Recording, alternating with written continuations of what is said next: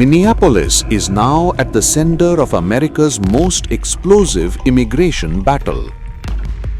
Overnight, Homeland Security Secretary Kristi Noem claimed more than 10,000 migrant arrests in the city, a number that stunned allies, critics, and law enforcement veterans alike. Federal agents have flooded Minnesota, and the administration says this is only the beginning. The message came straight from the top. In a post on social media, Homeland Security Secretary Kristi Noem declared peace and public safety in Minneapolis, announcing what she called the arrest of more than 10,000 criminal illegal aliens. 3,000 of those arrests, she said, happened in just the last 6 weeks. Names were released, details were not.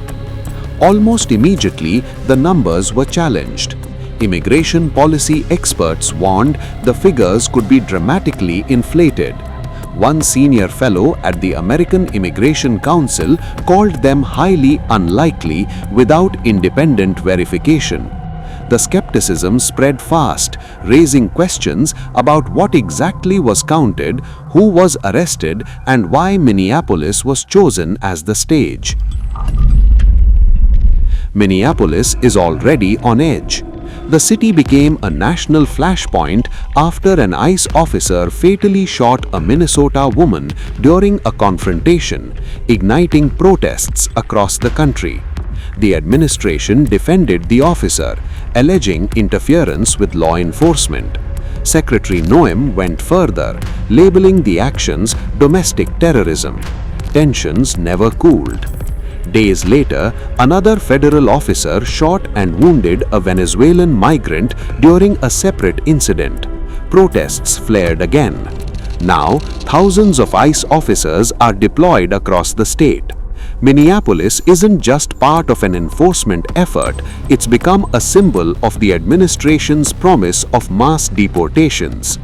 According to a new New York Times analysis, the Trump administration has already deported more than 230,000 people arrested inside the United States, surpassing totals from the previous administration. Another 270,000 were deported at the border. 40,000 more signed up to self-deport. The scale is unprecedented, and Minneapolis is now front and center. Even as public support for the crackdown shows signs of weakening, the administration is doubling down. Homeland Security investigators are now on the ground in Minneapolis, probing an unrelated state fraud scandal. Enforcement, politics, and public trust are colliding, and this city has become the proving ground.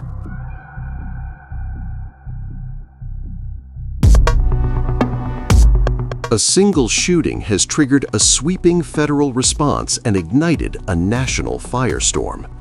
In New York, dozens are arrested under a new DHS operation targeting violent transnational gangs.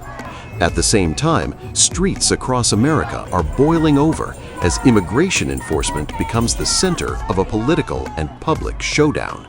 This is Operation Salvo and the unrest unfolding around it. In July 2025, an off-duty U.S. Customs and Border Protection officer was shot in New York. The officer survived, but the incident became a turning point.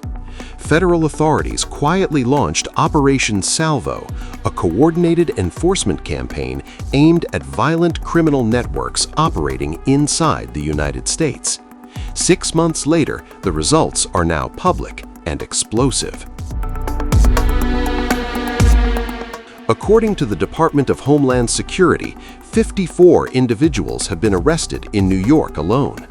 DHS says those detained are linked to violent transnational gangs, including members of the Trinitarios, a group accused of weapons trafficking, human smuggling, drug distribution, and armed robberies across major U.S. cities.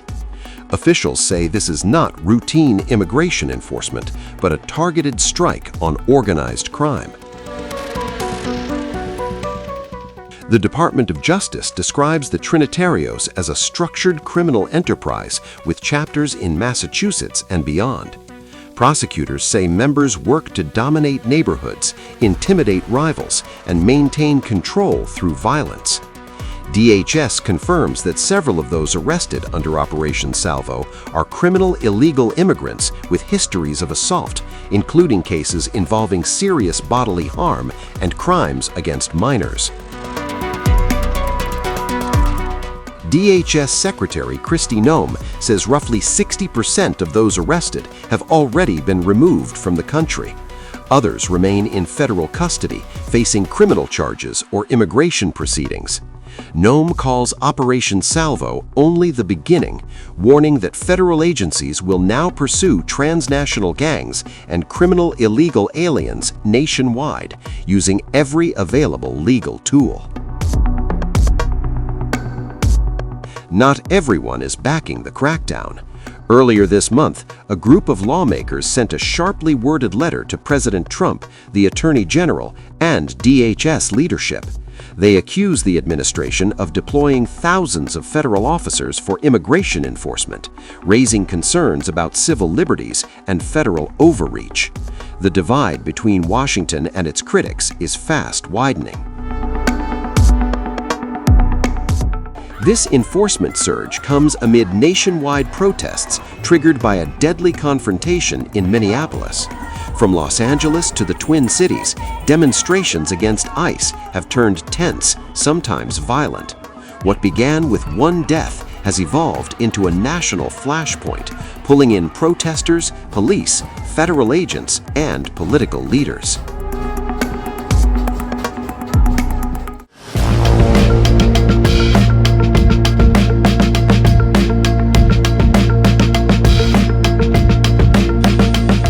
Americans are erupting. Anger is boiling. Streets are igniting. And at the eye of a nationwide firestorm is ICE. Chants of no ICE in our streets are thundering from coast to coast, cities to cities across the United States. The protests, triggered after ICE agents fatally killed a woman in Minneapolis and border agents shot and injured 2 people a day later in Portland, have only been intensifying. As a result, U.S. cities are erupting in anger.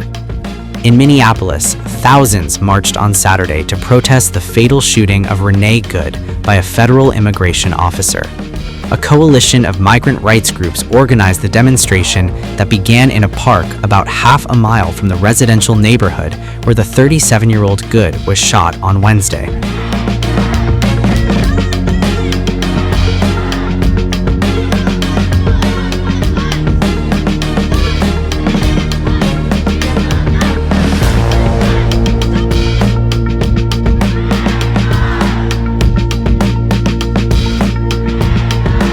I'm here at a park in Minneapolis, Minnesota, where thousands of people have gathered.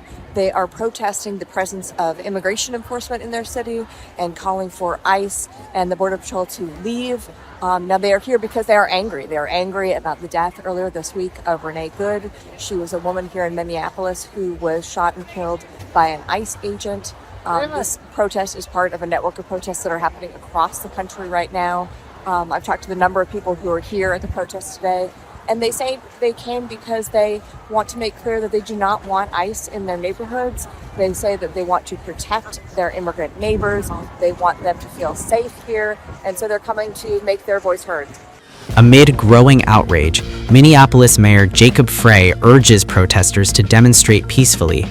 This comes as on Friday night, a protest outside a Minneapolis hotel that attracted about 1,000 people turned violent as people threw ice, snow, and rocks at officers. I also want to acknowledge that the vast majority of people have protested peacefully, recognizing that I have seen community members sort of step into the breach, recognizing that there are others out there, agitators that are trying to rile up large crowds. And not only have they not taken the bait, they have pushed others back from the brink to say, hey, you know what? This is what Donald Trump wants. He wants us to take the bait. He wants those agitators to get a hold of this crowd in a way that it makes them cause harm to others and or damage to property. And so to them, I want to say my deepest thanks. We are so grateful for everything that you've been doing. Arrests. There were 29 arrests last night.